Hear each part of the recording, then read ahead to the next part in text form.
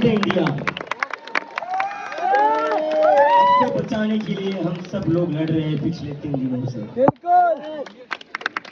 तो सबसे पहले इन स्टूडेंट्स के लिए तालियां बजा दीजिए।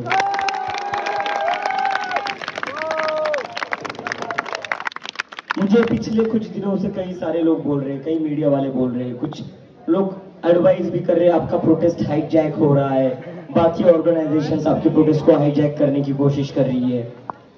मैं उनको कहना चाहता हूँ, प्रोटेस्ट हाईजैक वाली चीज नहीं होती है। प्रोटेस्ट में हर किसी की आवाज सुनी जानी चाहिए, और ये प्रोटेस्ट हाईजैक हो चुका है। हाईजैक करा इन लोगों ने। तो जिन लोगों को डर है ना, ये प्रोटेस्ट हाईजैक हो जाएगा, इस प्रोटेस्ट को कोई और चलाएगा। देख लीजिए प्रोटेस्ट किसने हाईजैक करा है। ये सारे नीट के स्टूडेंट्स हैं, कल अपनी एग्जाम देख रही है, आज हमारे बीच आए। आज के दौर में इन लोगों ने जो काम किया है ना, थोड़ा साइड में हो जाइए, थोड़ा साइड में हो जाइए, कोई बात नहीं, थोड़ा साइड में हो जाइए। इन लोगों ने जो काम करा है ना, एग्जाम देना कोई जंग के बराबर का काम हो गया इस देश में। हुआ या नहीं हुआ? हुआ या नहीं हुआ? मतलब एक स्टूडेंट को इतना मेंटल टॉर्चर। मैं जब स्कूल में था, या जब मैं 11th-12th का एग्जाम दे रहा था, मेरे लिए सबसे बड़ा टॉर्चर मेरी मदर से आता था कि बार बार पढ़ाई कर ले। लेकिन आज जो टॉर्चर आ रहा है ना, वो सरकार की तरफ से आ रहा है कि तू पढ़ाई भी कर लेगा ना, फिर भी हम तेरी एग्जाम नहीं होने देंगे। कि तू पढ़ाई भी कर लेगा ना, तू पढ़ाई भी कर लेगी, तो उसके बाद भी हम तेरा पेपर लीक कर देंगे। तो स्टूडेंट्स तो बहुत पढ़ाई कर रहे हैं, स्टूडेंट्स तो बहुत मेहनत कर रहे हैं। स्टूडेंट्स की मेहनत में कोई कमी नहीं है। कमी है इस सरकार में, इस सिस्टम में। कोई स्टूडेंट फेल नहीं होने वाला है। फेल ये सरकार हो चुकी है, फेल ये सिस्टम हो चुका है। अगर इस सिस्टम का हम रिपोर्ट कार्ड निकालने जाएंगे ना, हर जगह बोल्ड में एफ एफ एफ एफ ही लिखा मिलेगा। तो अब मैं ज्यादा बात नहीं करूंगा। मैं चाहता हूँ जो स्टूडेंट्स हमारे बीच में आए हैं, वो सबसे पहले बात करें, वो अपना एक्सपीरियंस शेयर करें। बिकॉज इन लोगों के साथ मेंटल टॉर्चर तो बहुत हुआ है। एक बार एग्जाम दे दूं, एक बार कोई भी एग्जाम दे देता है, तो इसके बाद में इंसान फ्री महसूस करता है कि भाई हो गई एग्जाम, अब तो मैं फ्री हूँ, अब मैं थोड़ा रिलैक्स कर सकता हूँ। लेकिन एग्जाम खत्म होने के बाद इन लोगों के ऊपर फिर से टॉर्चर, एक और एग्जाम देनी है। और इसी टॉर्चर की वजह से, इसी मेंटल टॉर्चर की वजह से 16 से ज्यादा स्टूडेंट्स ने सुसाइड करी। और उसके बाद भी एजुकेशन मिनिस्टर को शर्म नहीं आ रही है, वो अभी भी अपनी कुर्सी पर टिके हुए। अभी मैं बता रहा हूँ, आधे घंटे में पुलिस वाले अनाउंस कर देंगे 5 बज चुके हैं, आपका प्रोटेस्ट गैर संवैधानिक है, गैर कानूनी है। लेकिन 16 सुसाइड्स के बाद भी एजुकेशन मिनिस्टर अपनी कुर्सी पर बना हुआ है। क्या वो गैर कानूनी नहीं है? क्या वो गैर संवैधानिक नहीं है?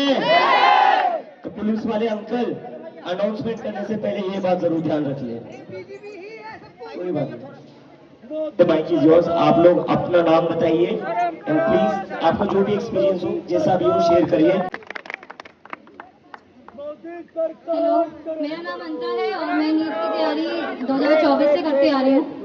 तो एक तो बात मैं ये बोलना चाहूँगी कि पहली बात तो सरकार जो है वो अकाउंटेबिलिटी ले कि हाँ हमसे पेपर लीक हुआ है, और पेपर अगर लीक हो गया तो रीनीट कराने से कोई वो नहीं होता, ठीक है। और रीनीट का पेपर भी बहुत टफ था, जिस हिसाब से जो हमारे स्टूडेंट है, हमारी जो मेंटल हेल्थ थी, उसके हिसाब से पेपर थोड़ा सा उनको इजी साइड में बनाना चाहिए था मेरे हिसाब से, और वो पेपर इजी साइड में नहीं था। मैं बस यही पूछना चाहती हूँ कि 2024 में पेपर लीक हुआ, 2025 में पेपर हार्ड आया, 2026 में पेपर दोबारा लीक हुआ, फिर रीनीट का पेपर इन्होंने हार्ड बना दिया। पहली बात तो आप पेपर का लेवल जो है वो मेंटेन कर लो कि पेपर जो है वो आप इजी दोगे या आप हार्ड दोगे, क्योंकि इजी पेपर की प्रिपरेशन अलग होती है और हार्ड पेपर की प्रिपरेशन अलग होती है। इजी में हम लोगों को स्पीड मैटर करती है और हार्ड में क्वेश्चन प्रैक्टिस। जे एडवांस का पेपर होता है, उन लोगों को एकदम क्लियर है कि पेपर जो है वो हार्ड होगा, तो बच्चा पहले से ही हार्ड प्रिपरेशन करता है, वो पहले से ही क्वेश्चन उस लेवल के लगाता है। और अगर हमारे शिक्षा मंत्री को शर्म नहीं आ रही है, वो बेशरम बन चुके हैं, तो हम भी बेशरम बन जाएंगे। अभी तो 3 ही दिन हुए हैं,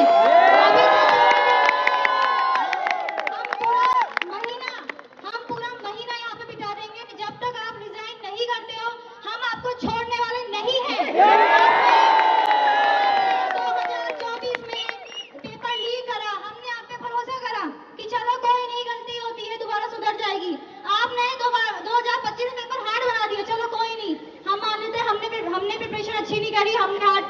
प्रैक्टिस नहीं करी। अब 2026 में दोबारा लीक हो गया, अब हम हटने वाले नहीं हैं। अब तो आपको हटना पड़ेगा, ये बात आप सुन लीजिए। जो बच्चा 3-4 साल से प्रिपरेशन कर रहा है ना, उसकी मेंटल हेल्थ आप लोग नहीं पहचान सकते हैं। एक बार 12 घंटे पढ़ के देखिए, आप लोगों को समझ में आ जाएगा कि क्या होती है पढ़ाई। आप पेपर खत्म होने के बाद दोबारा नहीं बोल सकते हो कि पेपर दोबारा हो जाएगा। अरे आप लोगों को थोड़ी सी भी शर्म आती है? आप लोग एक नेशनल पेपर ले रहे हो, आपके पास पेपर लीक हो गया, एयरफोर्स से आप पेपर भेजे हो, आपके पास इतनी भी रिस्पॉन्सिबिलिटी आपके पास होनी चाहिए कि आपके अंदर पेपर लीक हो रहा है, ट्रांसपोर्टेशन में पेपर लीक नहीं हुआ है। बस मैं यही बोलना चाहती हूँ। और जब तक अगर रिजाइन को नहीं देंगे, हम लोग भी यहीं अड़ जाएंगे। और जितने भी नीट एस्पिरेंट हमें सुन रहे हैं, आज सिर्फ इतने ही नीट एस्पिरेंट आए हैं। ये बाकी सारे लोगों का मैं धन्यवाद करना चाहती हूँ कि आप लोग हमारे साथ खड़े हैं। आपका बहुत बहुत धन्यवाद कि स्टूडेंट के लिए आप लोग खड़े हैं। जो बच्चा 4 साल से प्रिपरेशन कर रहा है, उसकी मेंटल हेल्थ हमें बताना, क्योंकि हम प्रिपरेशन कर रहे हैं, हमारी मेंटल हेल्थ क्या है। बस मैं यही बोलना चाहती हूँ। Thank you. जनरेशन ने क्वेश्चन नहीं पूछे सरकार से, लेकिन अब हमें पूछने हैं। हमें सरकार को बताना है कि तुम उस गद्दी पे अपने सोने के महल में ऐसे ही बैठे नहीं रह सकते। तुम्हें इधर आना होगा, हमारे सवालों का जवाब देना होगा। ये एक लोकतंत्र है और लोकतंत्र को कोई नहीं तोड़ सकता। हम अम्बेडकर की उम्मीदों पे पैदा हुए हैं।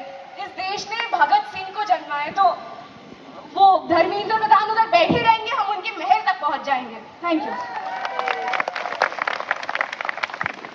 हेलो, नमस्ते। मेरा नाम खुशी है, मैं नीट एस्पिरेंट हूँ। मैंने अभी तक 3 बार नीट किया और 2 बार लीक हो चुका है। एक बार पेपर इतना टफ था, या तो आप पहले बता दो पेपर कैसा बनाओगे। 2 बार आप लीक कर चुके हो, आपसे एक पेपर नहीं हो पा रहा। आपसे अच्छा तो बच्चे स्कूल में फंक्शन ऑर्गेनाइज करा देते हैं। आप लोग इतने बड़े हो, इतनी बड़ी ऑर्गेनाइजेशन हो, आपसे पेपर अच्छे से नहीं हो रहा। आपने तो 2 मिनट में बोल दिया पेपर कैंसिल हो गया, लीक हो गया, रीनीट होगा। हम लोगों का क्या? आपने रात में 3-3 बजे तक पढ़ाई की है कभी? हम लोगों ने की है। बैठकर बोल देना रीनीट दे दो, कुछ नहीं होगा, पढ़ने वाले होगे तो सीट मिल जाएगी। तो जो हमारे 16 भाई बहन हैं, 16 बच्चों ने अपनी जान दी है, सुसाइड की है, क्या वो लोग डिजर्विंग नहीं थे? They are deserving, but Dharmendra Pradhan, you are not deserving. Must resign. Resign करो, हम लोगों को बहुत अच्छा लगेगा। हमारे देश आगे बढ़ेगा। जब तक आप लोग रहोगे ना, तब तक इस देश का कुछ नहीं हो सकता। बस इतना ही बोलना चाहूंगी। और प्लीज अकाउंटेबिलिटी ले, इन बच्चों के लिए भी कुछ बोलें। आप लोग तो ऐसे चुप होके बैठ गए जैसे आपके मुंह में टेप लग चुकी है। थोड़ा आगे आए, इतने बड़े आप हैं, एजुकेशन मिनिस्टर हैं, तो अपनी थोड़ी सी अकाउंटेबिलिटी लें, आगे आए और रिजाइन करें। Thank you. Right is the bare minimum. भी चुप है, कम से कम एक अपॉलॉजी या कुछ तो कर दे। इन लोगों ने तो बिल्कुल इग्नोर कर दिया, जैसे कुछ हुआ ही नहीं। एंड ये अब मैं यहाँ पे देख रहा हूँ, मतलब छोटे बच्चे भी आए हैं, बड़े भी आए हैं। वैसे तो ये जेनजी प्रोटेस्ट है, बट सबको आना चाहिए, क्योंकि ये सिर्फ हमारी बात नहीं है, ये आगे आने वाली जनरेशन की भी बात है। मैं भी अपने छोटे भाई को लेके आया हूँ, उसने अभी 10th करी है, वो 11th में। जो इस फेल्ड सिस्टम के थ्रू मैं गया हूँ, उसी फेल्ड सिस्टम के थ्रू इसको भी जाना है। तो ये सिर्फ मेरी लड़ाई नहीं है, ये मेरी और मेरे जो छोटे भाई बहन उन सब की लड़ाई है ये, क्योंकि हमने तो ये सब सह लिया, बट मैं नहीं चाहूँगा कि आगे आने वाली जनरेशन भी ये सब सहे। मैं चाहता हूँ कि ये सिस्टम सुधरे, लोग अकाउंटेबिलिटी लें एंड इस देश को डेवलप करें। ये लोग जब भी कंपैरिजन की बात आती है, ये लोग पाकिस्तान और ये ऐसे देशों से कर देते हैं। अरे पढ़ाई देखो तुम, बड़े देशों की उनका एजुकेशन मॉडल देखो और यहाँ का देखो, मतलब शर्म तो है ही नहीं इनमें। बाकी अब हम यही उम्मीद लगा सकते हैं कि सीजेपी ने जो ये मूवमेंट लॉन्च करी है, इसको सब लोग सपोर्ट करें एंड इसका एक बेटर आउटकम आए। एंड अभिजीत भैया को थैंक यू, जो उन्होंने इतनी बड़ी मूवमेंट ऑर्गेनाइज करी, हमें स्टेज दिया बोलने के लिए। एंड वो लगे हुए हैं, जब से ये शुरू किया है, लोग उन पे क्वेश्चन भी उठा रहे हैं, फिर भी वो लगे हुए हैं। तो उन हेड्स ऑफ भैया के लिए। एंड वंदे मातरम, भारत माता की जय। Thank you. इनकलाब। So, I am one of those fellow students जिन्होंने नीट लीक होने के बाद, जो नीट के डे के दिन लीक होने के बाद जो ड्रीम था कि मैं भी डॉक्टर बनूंगी, लेकिन देश के जो ये हालात चल रहे हैं, जो शिक्षा मंत्री जो कर रहे हैं, आप लोग तो वो सब देख ही सकते हो। तो मेरे पापा उस चीज़ को देख करके बोल रहे हैं तुम छोड़ो, अपना गोल हटाओ, तुम कोई और चीज़ बन जाओ। तो हम इनकी वजह से अपना ड्रीम और अपना गोल क्यों छोड़ें? इन्हें तो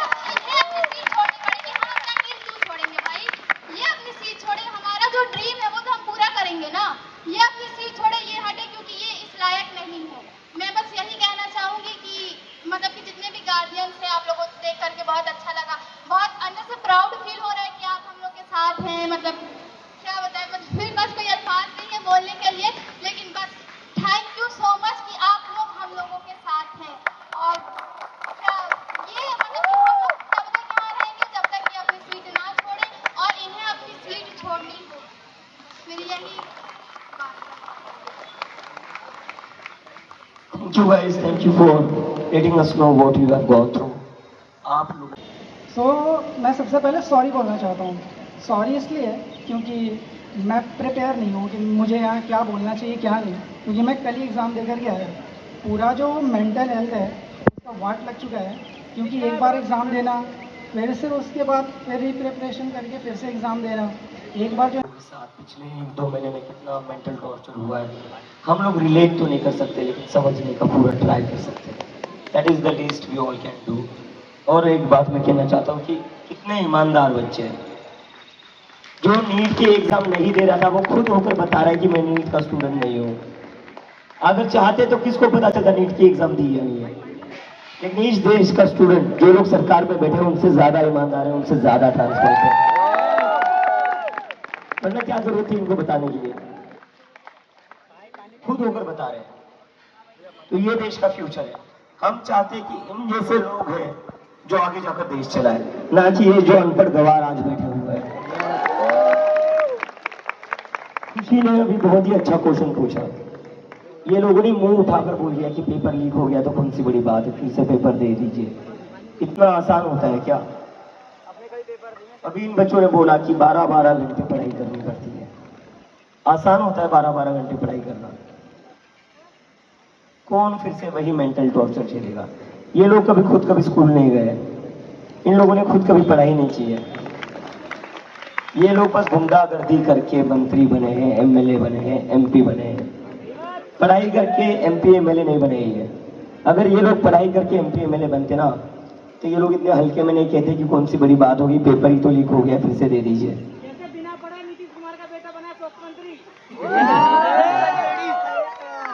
फूल गंजेड़ी खड़ा नहीं होया जाता यार उससे।